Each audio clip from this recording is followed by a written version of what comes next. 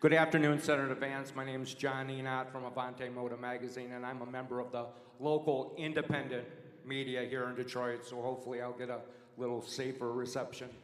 I'm a native Detroiter, and I think Michiganders are really worried about a lot of things during this election cycle, and I think a couple that I hear all the time is they're very nervous about their First Amendment and their Second Amendment rights. So the question is, what will the Trump administration do to guarantee the people of Michigan that their rights will be protected? And what's your view on those amendments? And then also, to what extent should social media companies, if any, be able to moderate and control what people say online if it's legal? Yeah. So let me try to answer that question as completely as I can. Number one, I love the First and Second Amendments. There's a reason they're number one and number two is because they're the most important.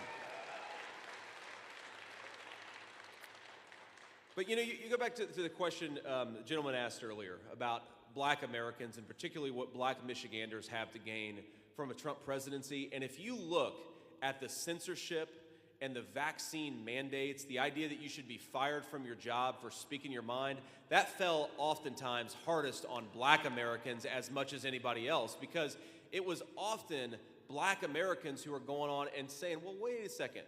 You know, why, and again, this is everybody, but it was happening a lot in the black community. Why are we forced to take this shot in order to earn a living and provide bread for our children?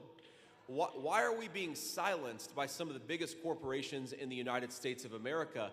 I think that affects everybody, but your question about technology companies, the biggest threat to the First Amendment in the United States of America is big technology companies who are trying to silence Americans for speaking their mind. And the Trump campaign and the Trump presidency, we've got no use for it.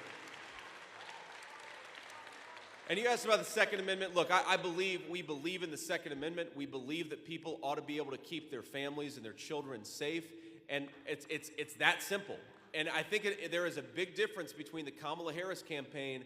Kamala Harris has explicitly endorsed gun confiscation. Donald Trump has explicitly endorsed the Second Amendment of the U.S. Constitution. I'd rather be on that side.